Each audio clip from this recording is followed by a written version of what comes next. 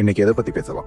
2 வாரத்துக்கு முன்னாடி நடந்த ஒரு சம்பவத்தை பற்றி பேசுவோமா? ஆக்சுவலி நானும் என் வைஃபும் ஒரு சொந்தக்காரங்க ஃபங்க்ஷனுக்கு போயிருந்தோம். சடனாக ஷாப்லேருந்து ஒரு கால், அண்ணா ஹெவி ஆர்டர் வந்திருக்கு, ஃப்ரையர் ஒர்க் ஆகல, எப்படியோ ட்ரை பண்ணோம், ஆனால் ஃப்ரையர் ஆன் பண்ண முடியுதுன்ட்டு ஒரு கால் வருது. ஃபங்க்ஷனில் இருந்த மொத்த எக்ஸைட்மெண்ட்டும் ஸ்ட்ரெஸ் ஆயிடுச்சு.